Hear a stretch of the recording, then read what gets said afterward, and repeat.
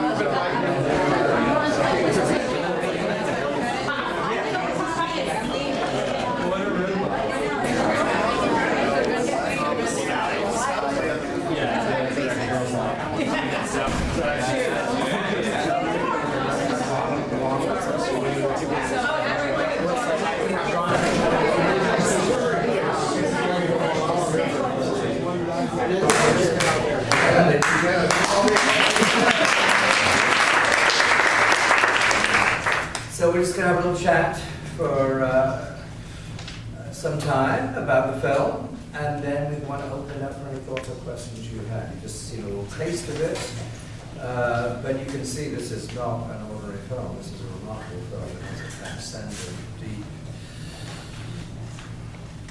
I'll leave it to them to put words to it. It has a unique flavor to it. And some of you may have seen Baraka, a film that they were previously involved with. And I think, Ron, you were the cinematographer on Koincides.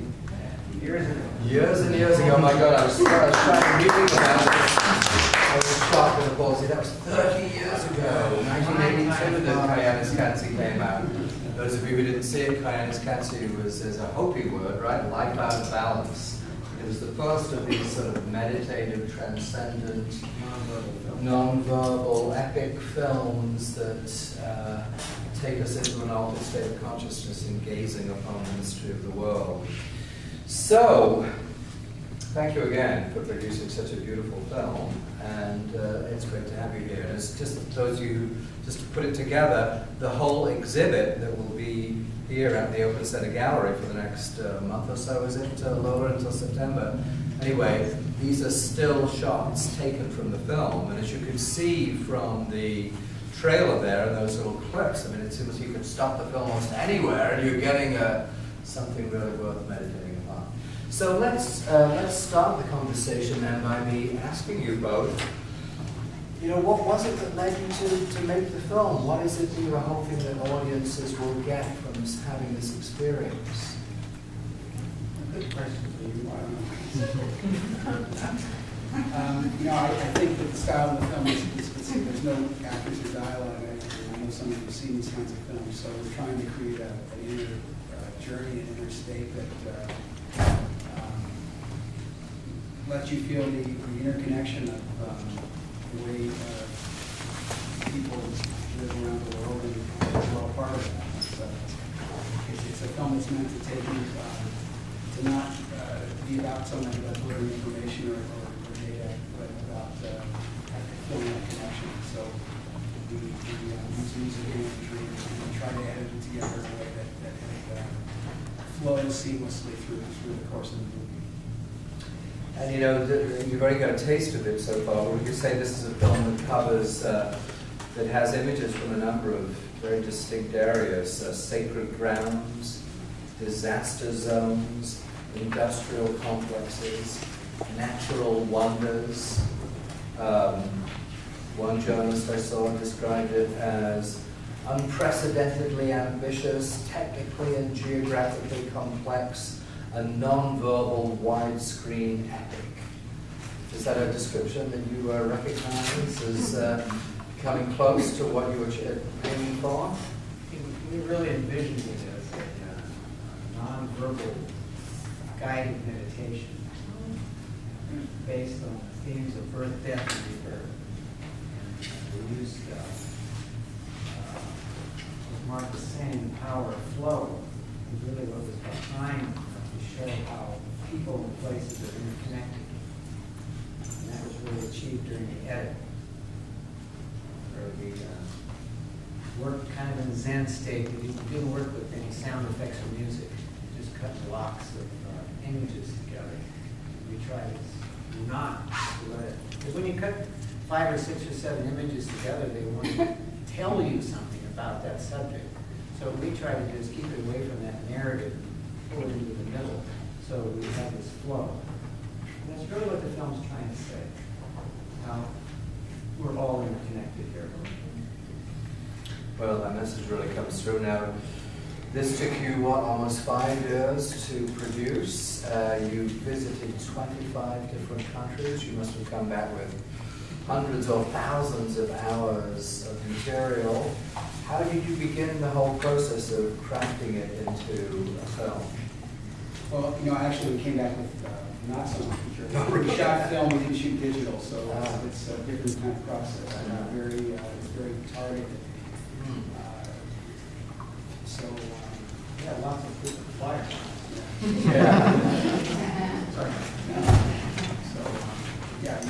You structures of the imagery that has an essence. It's not fiction imagery, so it has a kind of essence of power within it. But you let that kind of guide you how to structure the film together. And tell us more about, what were some of the really memorable locations?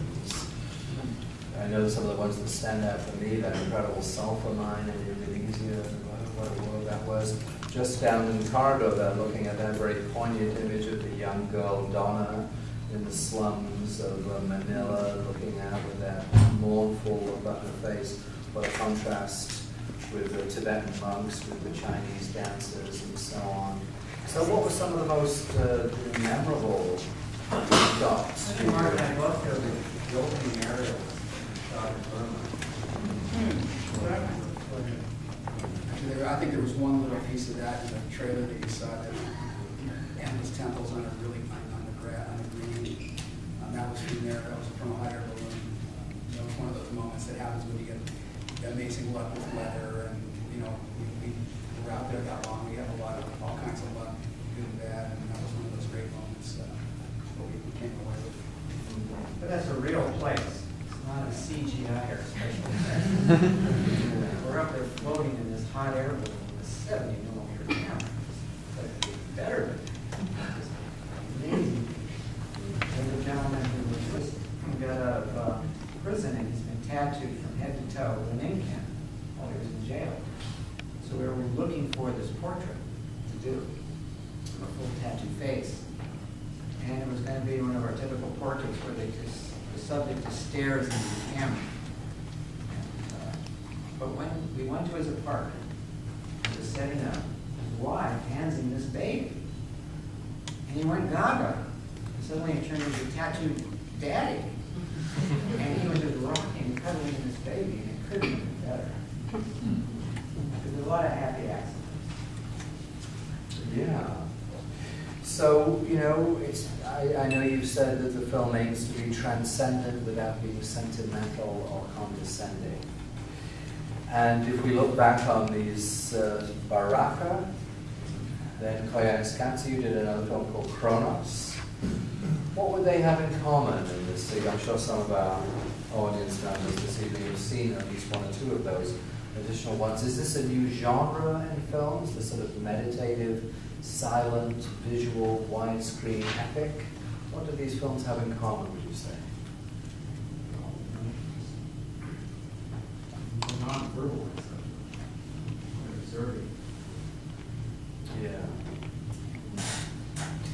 Well, yeah, I mean, they're unique in my experience in just being really, truly meditative. You're getting these exquisite images that are going from the most graphic, gritty reality of Manila and the impoverished areas of Manila, or the huge big city construction sites in Shanghai, and then you're up in Ladakh with Tibetan monks turning prayer wheels, and you see that silent passage of the clouds across the sky in slow motion, or you're back in the deserts of Arizona or New Mexico with the tremendous stillness and sense of mystical silence that there is about all of that. I mean, do you see this as being a new genre that you are... But what was it in you two personally that led you to make this kind of incredible commitment, to take 5 years out of your lives, to lug all this equipment through airport security, to hike for hours into the Arizona desert for a few fleeting shots? I mean, what is it in you that is...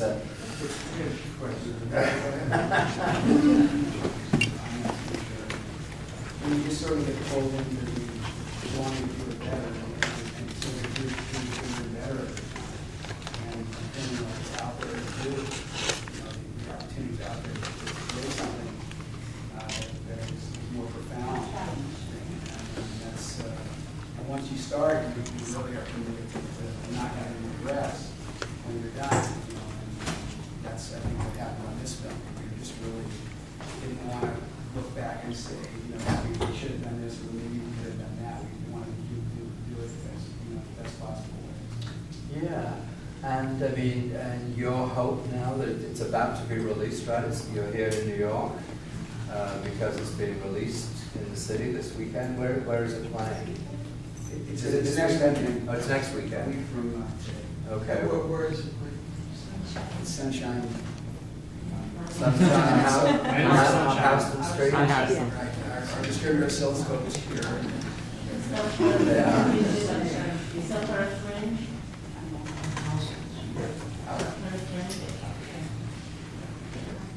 So what's your hope now that it's actually, we've gone through all these years of work? Well, when you work this hard on something like this, you want people to see it on as big a screen as possible. Yeah. The reason we wanted all those big cameras. Yeah. All the portraits and the landscapes are the main characters. So we want the essence of everything to come out. Yeah. The bigger the screen, better the sound system, the better. Well, it's like 100-minute meditation, isn't it? With, but you're saying its structure is to do with life, death, and rebirth. Would that be the overarching unspoken theme? Birth, death, rebirth. Birth, death, rebirth. But in doing the film, you weren't so much intending for a specific environmental, political, social message to come through. What your thought is that people can draw that conclusion for themselves from seeing the imagery. You were just wanting to present the totality of the human experience, as it were, all over the planet, from dark to light, from mountaintop monasteries to grotesque prisons and so on. And once you start presenting a strong point of view, and that's when you have to be careful not to. You change the experience to something completely different than what we intended to do.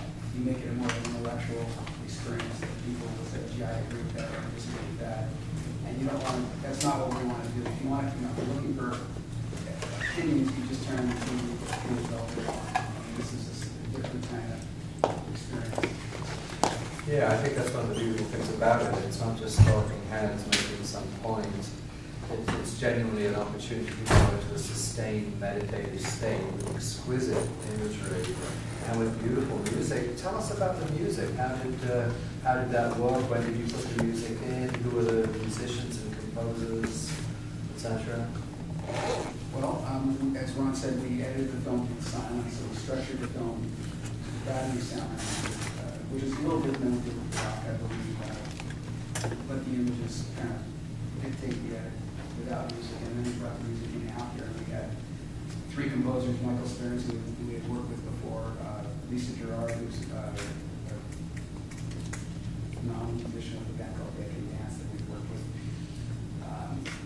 Baraka Bit, and Marcello Di Francesi, who's a very talented musician. So they worked on the sequences that we had edited, little blocks of material, and each were given those sequences to compose real music to, where they're not edited by edit, cut by cut, and trying to micromanage the emotional content of a scene, but they're composing a piece of music that's that length.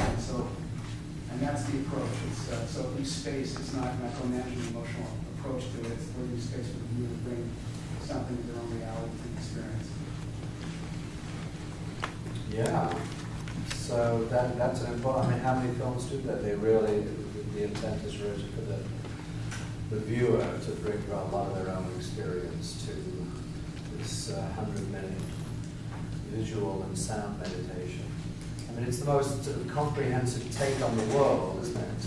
I mean, for those people who are not familiar with the term Samsara from the Sanskrit, can't take it. Emphasize. Unusual views of normal things. Well, that's what it certainly does. It gives, I mean, I found personally, I saw it a couple of months ago, and it takes you into an altered state of consciousness, doesn't it? I mean, it gives you that sense of transcendent distance upon life itself, so that just instead of just being caught up in the everyday multiple things of life, rushing to the next meeting, the next email, the next whatever it is, it gives you this amazingly serene contrast between all these different realms, both geographically and spiritually. Mark and I based it on that sand painting that we shot in the dock. And we knew if we could shoot this the right way, we would open and close the film. We were able to do that. The monks there did the sand painting in 2 days. And one afternoon, they destroyed it. That was the real message is impermanence. Well, so many filmmakers creating films that are intended to create the message of impermanence. That's a pretty profound message there. So I really applaud you guys for taking on such a noble and successful task here. Would anybody like to pose a question? Yes, over here. Well, this is a bit complicated, and I think I live in India at the time. In India? Yeah, we met years ago. Well, my name's Elizabeth Rogers. Oh. Is there a question? Oh yes, my We question have limited is, time. would you like to come and show your film in some of these other places and speak like this? No, in places where you shot this. Well, take it one at a time. We're looking forward to opening in New York right now. But I don't know what we can see at this point. It would certainly be wonderful to bring it to India, yeah. Well, I'm intrigued by how you show sunlight flowing through great architecture. After studying and experiencing this on site of great architecture, 40 years of practice with architecture, including 14 trips to Machu Picchu, I was absolutely overwhelmed by the sunlight in those Buddhist temples. It looks like the figures are opening and closing their eyes. And I've never read about that or experienced it. Does that actually happen? As the sunlight moves through the sculptures, the individuals seem to become animate or open and close their eyes? It looked like it was in your film. Well, you get these unordinary views. Time-lapse has that characteristic of showing you things in ordinary objects, unordinary ways. So, Well, that was a wonderful little segment there. Is it expanded in the main film? yeah, we have a large time-lapse sequence where we're going from day into night, night into day. Excellent. I'm just curious, when you do a film like this, to what extent do you prepare a script in advance? I mean, to what extent do you plan the shots, and to what extent are they, as you said, just serendipity? I mean, you must have, you know, I assume an itinerary laid out, but I'm just wondering how detailed it is, and how do you plan? Well, we've got a pretty good idea before we move everyone and all the gear to a location. We're going to a target that will yield the kind of imagery we're looking for the concept. And then there's a lot of happy accidents that occur with there. You find things you couldn't have researched. But, YouTube's a great way to research too. So we have all these tools now we didn't have when we made Baraka 20 years ago. But a lot of it is based on research, and a lot of it's just. So, for example, Ralph mentioned that shot of a girl in the slums of Manila. Would you have thought, okay, we're going to the slums of Manila, or just we're going to Manila, or to what extent? Well, we went to Manila to shoot this gun factory, and then we were driving around, and we saw her as we crossed the bridge. She was in a window. There's good pictures out there. We stood on the bridge and photographed her, and we got up enough nerve to go knock on her door. Wow. And then the family said, okay, come on in. So we shot the sequence. So a lot of it is serendipity, it's just how things Well, you know, unfold. the Philippines, we had a number of targets, you know, the prison sequence, that was all Yeah. planned, you know, it is hard to move the whole. Yeah. You know, you gotta go with the list of hard targets to bring, to justify bringing everybody. Right. But once you get there, there's things like that that happen. Yeah. I'm struggling to keep my conciseness. I have about 40 questions for you guys. I've got two questions. It's transcendent. It has no negatives or positives. But I started to get a really strong sense of a human tragedy therein, of a quality where humans were including the nature of, because there's this kind of opposing quality of nature versus humans quality of nature. And I guess my question to you is, how has the world changed between each film? Oh, we got a lot older.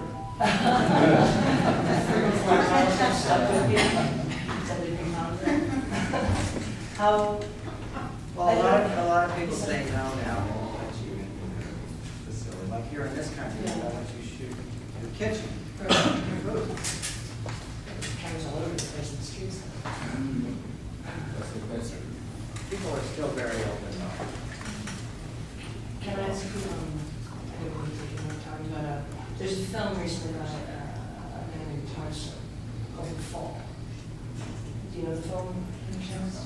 I watched it in imagery-wise. The film channels a lot of different films. I would just say that I know him and he actually showed me the record in my house. Is that a fact? Because in watching it, from the Polynesian chanting and dancing, Colorized it in his own. it's a stunning film, but I was wondering if you had any feelings on. Well, I don't know, I can say, what is that saying, like imitation is sincere as born flattery, I guess. True. So, you know. Here, here. Yeah, so, you know, it's fine. Yes, back there. How does the making of this film manifest the narrative of your own humanity?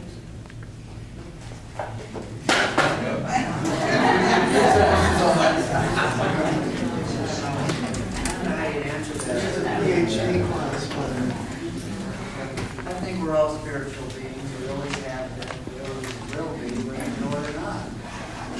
You could say life invited us to this planet. Life's the host.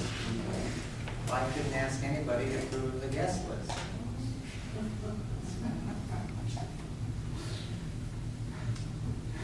Your turn. I just think there's something I think, and it goes back to your earlier question about why do you do this stuff? Why do you go out there for 5 years, for 3 years with Brooke? And it's just really that need to express something that's really deep and powerful within us. And we've never even talked about that. I just think it's something that you feel and you are willing to commit make those kind of sacrifices to say, to express in that way, in this way, with these films, as best we can express them. That's what these films are. Okay, yes. I was very impressed with the moving shots, because a 70mm rig that weighs how much? Well, the camera is about 55 pounds with the magazine. So there was that crane shot up in Tibet, and Yeah. was that a Steadicam shot through that canyon? Let's see, I'm trying to think which shot you mean. This is the Slot Canyon? Right. Oh, yeah, that was actually in Arizona. I just would say, we've been doing this a while. We've been to 58 countries and we have a really refined set of tools that accomplish these shots. There's a big technical side of all this filmmaking that is really meant that you're really just using those tools to express the emotional side of it, and that's why we use the really high fidelity imagery of the 70mm film. But we've got everything's kind of engineered to travel, run on battery power, dolly track, the jib arm, the ability to lift the camera. It's all been developed and refined over a long time. Doing that with such a heavy rig in so many remote places. Yeah, well, we have a heavy rig, but we counterbalance it with batteries. That so we've got everything. Everything's kind of cleverly engineered. It's an engineering feat. Yeah, you've got to offset the camera with a counterweight and make it so you can move with your little finger. So that that's all the technology that's we use. I guess I'm a little confused. I'm aware that you said that you didn't want to project anything onto the film and let viewers come away with their own feelings, and yet now you're speaking of putting an emotion behind the music and things. So there's an underlying your perspective of what the emotion of. Well, I don't know how to answer that. We edit the film, which in the definition of editing is that you could say editorializing. I means, right? So you put images together, but we're trying to leave a spatial component for the viewer to bring an interpretation to what they see, and that is also with the choice of the kind of music we use, which is atmospheric and spacious, and not directed, and it's not edited cut to cut like you might see in a more conventional narrative film, where you're providing an emotional comment in every edit. It's not like that. It's trying to create music that's really music that's absorbent and not commenting too heavily on the imagery. It's a balancing thing. Thank you. Looks like a wonderful film, Baraka, one of my all-time favorites. You mentioned the girl in Manila. And I was wondering how you approach, especially some of the singular, close-up, subjects that you're people who are receptive to your asking to film them. Yeah, very open. We did a lot of portraits. Right. And do they?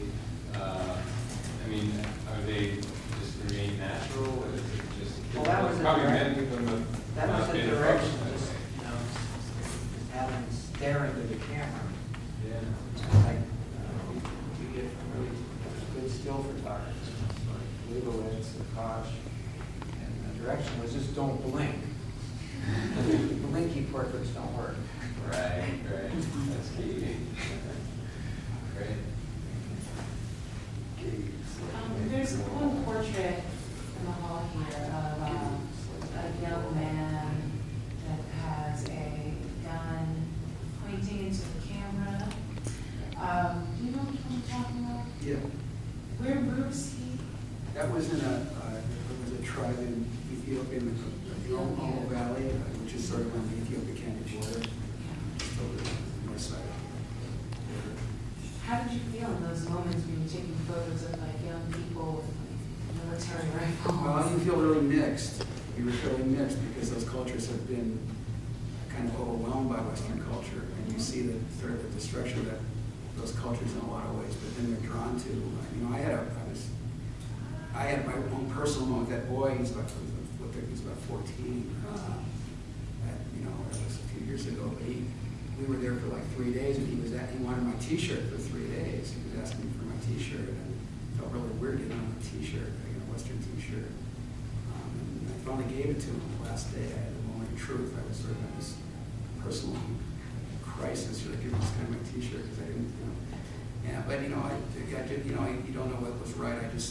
But he was drawn to it. I figured I'm not going to deny him what he wants, you know. But you see that the impact of our cultures on those cultures, and the weapons. I don't know where they got them. They're all Russian AK-47 or Kalashnikov rifles that were permeated those tribes in that region. I don't know exactly where they got them. That was really interesting portrait because when I first looked at him, I just saw his eyes are really intense, and it took me a moment before I realized there was a gun in my face. And so it was just Yeah, he was guarding. His job was to guard the cattle at the outskirts of the village. Any further questions? One at the back there. Hi, thank you so much. You're such an inspiration.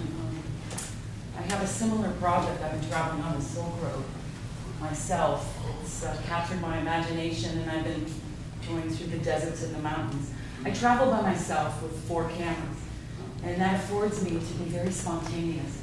I want to know about your crew and how many people you travel with and how that inhibits you or prevents you from being in the moment and moving quickly, or how that goes. We always answer that question by what crew? Okay, good. We have 4 or 5. You know, we have a lot of equipment, so you know, because we're shooting the format we're shooting in, there's that price to pay where you're kind of slow. You know, we're not like what you're doing, so you aren't able to, in some ways, get the kind of interview that you can get quickly. It takes us a long time to set the camera up, and it's heavy, but it also yields a certain kind of imagery. So it's kind of a formal process. Can I ask you one? Do you have the big picture in your mind as you set out, or is it all later pulled together? I mean, as the cinematographer, producer, do you see the whole all as you go along, or is it coming up and making as you sit in the film?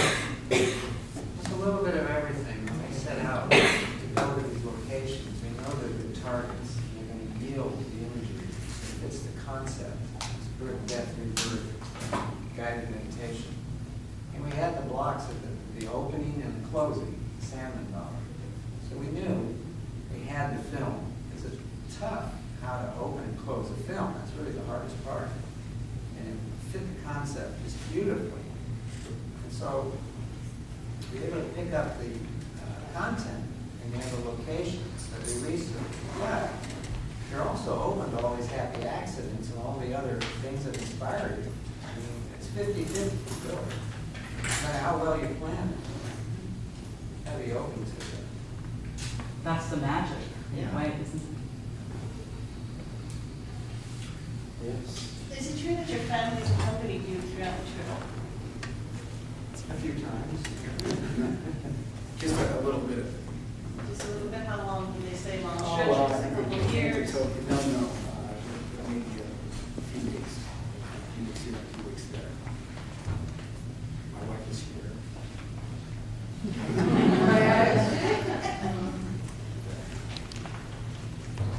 Good. Well, you have another question? Okay. You were saying before that, you know, you guys wanted to make the film bigger and better. I just want to know what your definition of better is. Well, we had, you know, there's always been tools now, the film stocks, half, 20 years ago. We had a new software program, a motion control system, and fabulous camera package from Panavision, with lenses that we didn't have before. And we were a bit fearless because we've been through this a few times, so we were up for the challenge. All right, I think that may be everything. So let me just say, do either of you two would you like to say anything in conclusion? No, you pretty much said it all. Silent film there. Do I see one last question here? I heard that on 24th you're gonna have a screening here, or what? I think that's... Where's the screening? Glamour Sunshine. No, the actual film opens, what, a week tonight? At the landmark Sunshine Theatre on Houston Street. So I certainly want to encourage everybody to go and see it. It's a wonderful film. You want a 100-minute meditation. It's a unique time. That's what it is. I want to thank Ron and Mark for coming and doing that.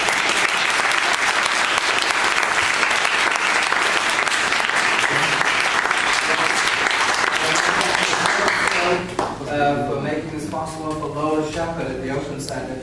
She's here for another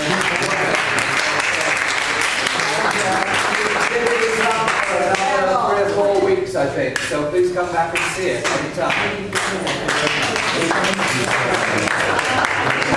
Yeah, well, no, I mean, when I... Let's talk.